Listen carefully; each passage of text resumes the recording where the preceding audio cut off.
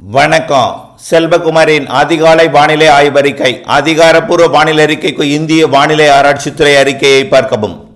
2024 June 5 புதன்கிழமை அதிகாலை நிலவர வானிலை பதிவு. வானிலை அமைப்பு. தமிழ்நாட்டின் வளிமண்டலத்தில் தொடர்ந்து காற்று சுழற்சி இருகாற்று இணைவை ஏற்படுத்தி கொண்டிருக்கிறது. இந்த அமைப்பு தமிழ்நாட்டின் வட உள் மாவட்டங்கள், வடகடலோர மாவட்டங்கள், கர்நாடகா, ஆந்திரா, கேரள எல்லையோர மாவட்டங்கள், பெரும்பாலும் கேரள எல்லையோர மேற்கு தொடர்ச்சி மலை மற்றும் அனைத்து உள் மாவட்டங்கள், கர்நாடகா, ஆந்திர எல்லையோர மாவட்டங்களில் டெல்டா மாவட்டங்களுக்கும் தென்கடலோரத்திற்கும் மழை உண்டு. அனைத்து மாவட்டங்களுக்கும் ஒதுக்கி ஒதுக்கி மழை பொழிவை கொடுக்கும். இந்த சுற்றின் மழைப்பொழிவு, அதாவது இந்த காற்று சுழற்சி வளிமண்டலத்தில் தமிழ்நாட்டிற்கு மழைப்பொழிவை ஏற்படுத்தும் இருகாற்று இணைவை வளிமண்டலத்தில் ஒவ்வொரு அடுக்கிலும் வெவ்வேறு விதமான ஒரு வேகம் மற்றும் திசை மாறுபாட்டை ஏற்படுத்தி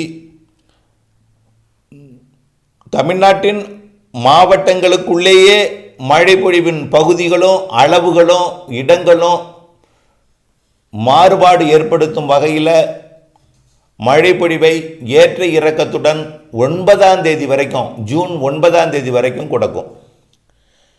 ஜூன் 9 தீவிரம் குறைந்து ஜூன் 8 வரை சற்று தீவிரமாக இந்த மழைப்பொழிவு இருக்கும். அதற்கு பிறகு அந்த காற்று சுழற்சியானது தென் மாநிலங்களின் வடக்கு பகுதியை நோக்கி விலகும். அதாவது தமிழ்நாடு, கேரள பகுதியை விட்டு புதுச்சேரி, காரைக்கால் மற்றும் மாஹே பகுதிகளை விட்டு ஆந்திர பிரதேசம், கர்நாடகா பகுதிக்கும், ஏற்கனவே ஆந்திர பிரதேசம், கர்நாடகா, தெலுங்கானா, ஒடிசா வரைக்கும் மழைப்பொழிவை கொடுத்து வருகிறது. மகாராஷ்டிராவிற்கும் கொடுத்து வருகிறது. இது அரபிக் கடலோரம், கர்நாடகா, கோவா, மகாராஷ்டிரா, குஜராத் கடலோரம், கர்நாடகா முதல் குஜராத் வரையும் இடைப்பட்ட கடலோர பகுதிகளில் ஒரு மையமாக அமைந்து கீழடுக்கு சுழற்சியாக தரையோடு இணைந்து பிறகு கடலோடு இணைந்து வரக்கூடிய 9ஆம் தேதியிலிருந்து 12ஆம் தேதி வரைக்கும் தீவிரமடைய போகிறது. இதன் காரணமாக இருகாற்று இணைவு தமிழ்நாடு, கேரளாவில் அமையாமல் 9ஆம் தேதிக்கு மேல் கர்நாடகாவின் வடக்கு பகுதி கடலோரம் தொடங்கி, அதாவது கார்வார், கர்நாடகா மங்களூரிலிருந்தே மங்களூரு தொடங்கி கோவா, மகாராஷ்டிராவின் ஒட்டுமொத்த பகுதி மற்றும் குஜராத்தோட பெரும்பாலான கடலோர பகுதிகள், சூரத் முதல் மங்களூர் வரைக்கும் இடைப்பட்ட பகுதியில் முதல்லையும், பிறகு கோவா, மகாராஷ்டிராவை மையமாக வைத்து தீவிர மழைப்பொழிவை 9, 10, 11, 12ஆம் தேதிகளில் மும்பை மாநகரத்திற்கு போக்குவரத்து பாதிப்பை ஏற்படுத்தும் வகையில் மழைப்பொழிவை கொடுக்க நகர இருக்கிறது. ஆக இன்றைக்கு தேதி 5 ஜூன் 5, ஜூன் 6, ஜூன் 7, ஜூன் 8 ஆகிய 4 நாட்கள் தமிழ்நாட்டிலே மழைப்பொழிவை இந்த அமைப்பானது கொடுத்து கொண்டிருக்கும். உதாரணத்திற்கு ஒரு மாவட்டத்தில் எல்லா இடத்துலையும் பெய்திராது, எல்லா இடத்துலையும் வெயிலும் அடித்து விடாது, எல்லா இடத்துலையும் சமமான ஒரு கனமழை பொழிவையும் பொழிந்து விடாது. அருகருகே மழை பொழிவிலையும் வானிலை அமைப்பிலையும் மாற்றங்கள் நிறைய இருக்கும். நீங்கள் உங்களுக்கு மழை பொழிவை ஏற்படுத்தக்கூடிய மேகங்கள் பார்த்தீங்கன்னா மிக அதிகமாக திரண்டு வரும். ஆனால் அந்த இடத்துல மழை இல்லாமல் போய் கொண்டிருக்கும். சில இடங்களில் தூறலாக போயிட்டு இருக்கும், சில இடங்களில் நனைக்கும் மழையாக போய் கொண்டிருக்கும், சில இடங்களில் லேசான மழையாகவும், சில இடங்களில் மிதமான மழையாகவும், சில இடங்களில் காற்றுக்கு பதில் அதிகமாக்கி இடிமின்னல் மழை பொழிவையும் ஏற்படுத்தும். காற்றுடன் மழை பொழிவு கூட வடகடலோரத்திற்கு வாய்ப்பு இருக்கிறது. சில இடங்களிலே உள் மாவட்டங்களில் இடிமின்னலுடன் மழை பொழிவு, கனமழை பொழிவையும் கொடுக்கும். நேற்றைக்கு திருச்சி முதல் திருப்பதி வரைக்கும் நல்ல மழை பொழிவை கொடுத்திருக்கிறது, இடையிடையே ஏற்ற இறக்கத்துடன் மாறுபாட்டுடன். திருப்பத்தூர், வேலூர், ராணிப்பேட்டை, சென்னை, திருவள்ளூர், காஞ்சிபுரம், செங்கல்பட்டு மற்றும் அப்படியே கிருஷ்ணகிரி, தருமபுரி, ஈரோடு வடக்கு மற்றும் நீலகிரி, திருச்சி, நாமக்கல், சேலம், கள்ளக்குறிச்சி, விழுப்புரம் போன்ற பகுதிகளெலாம் ஆங்காங்கே ஒதுக்கி நல்ல மழைப்பொழிவை கொடுத்தது. அதே போல் தென் மாவட்டங்கள்லேயும் மதுரை உள்ளிட்ட பகுதிகளிலையும், தேனி மாவட்ட பகுதிகளிலையும், புதுக்கோட்டை, சிவகங்கை மாவட்ட பகுதிகளிலையும், டெல்டா மாவட்டங்களில் கூட ஆங்காங்கேயும் மழைப்பொழிவை கொடுத்திருக்கிறது. இதே நிலை தான். உங்களுக்கு மழை இல்லை என்றும் சொல்ல முடியாது, மழை இருக்கு என்று சொல்ல முடியாது. ஏனென்றால் காற்று சுழற்சியோட இரு காற்று இணைவு என்பது ஒரு மாவட்டத்தில் திடீரென்று குவிதல் இடத்தை மாற்றிக்கொண்டிருக்கும். அனைத்து மாவட்டங்களுக்குமே 9ஆம் தேதி முற்பகல் வரைக்கும் மழை உண்டு. 8ஆம் தேதி வரைக்கும் தான் மழைக்கு வாய்ப்பு கூடுதல். 9ஆம் தேதி நிறைய இடங்களிலே சுப நிகழ்வுகள் இருக்கிறது. ஆகையினால அவர்கள் அச்சப்பட தேவையில்லை.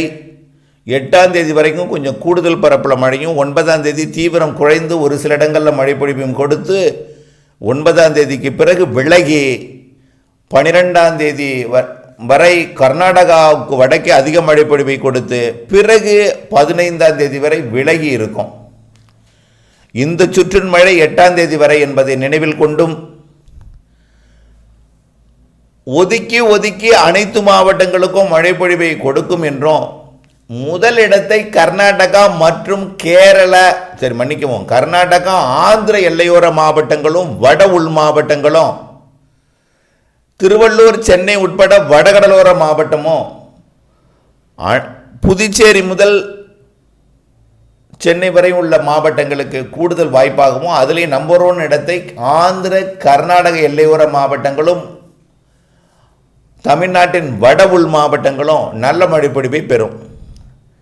கேரள எல்லையோர மேற்கு தொடர்ச்சி மலைப்பகுதிகளுக்கும் கணவாய் பகுதிகளில் குறைவான மழையும், கடுமையான ஒரு மிரட்டலுடன் ஒரு குளிர்ந்த சீதோஷ நிலையையும், மழை வருவது போன்ற வானிலையையும், அவ்வப்பொழுது ஒரு தூறலையும் மேற்கு தொடர்ச்சி மலை கணவாய் பகுதிகளில் இருக்கும்.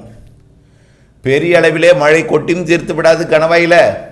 அதே நிலையில் முற்றிலுமாக விலகி வெயிலும் கொடுக்காது.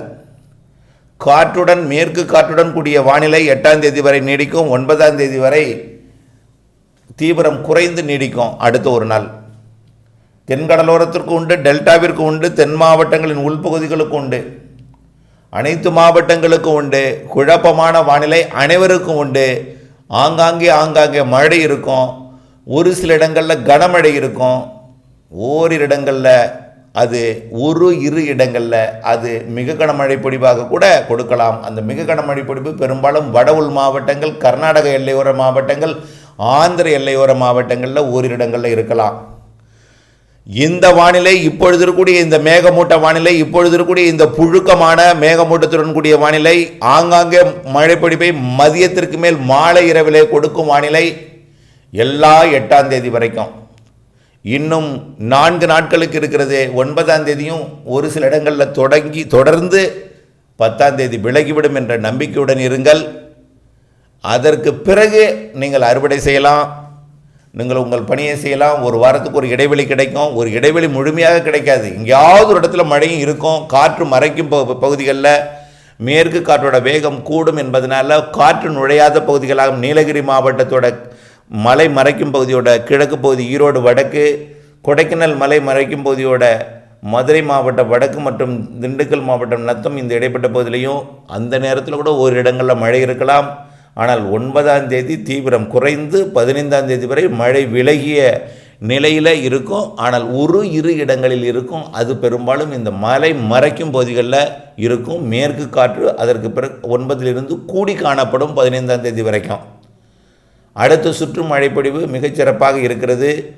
ஜூன் இறுதியில் மிகச்சிறப்பாக இருக்கிறது. ஜூலை முதல் வாரத்தில் மட்டும் இருக்கிறது. 2வது வாரம் ஒரு 6ஆம் தேதிக்கு மேல், முதல் வாரமாக 7ஆம் தேதியிலிருந்து 2வது வாரத்தில் கொஞ்சம் தீவிரம் குறைவாக இருந்து, ஜூலை 3வது வாரத்திலிருந்து மிகச்சிறப்பான மழைப்பொழிவை, ஜூலை 15லிருந்து மிகச்சிறப்பான மழைப்பொழிவை கொடுக்க இருக்கிறது. இவையெல்லாம் ஏற்கனவே நீண்டகால வானிலை அறிக்கையில் வழங்கப்பட்டிருக்கிறது. தொடர்ந்து வானிலை ஆய்வறிக்கையுடன் இணைந்திருந்து திட்டமிட்ட பணி செய்து லாபமடைய அன்போடு கேட்டுக்கொள்கிறேன். நன்றி.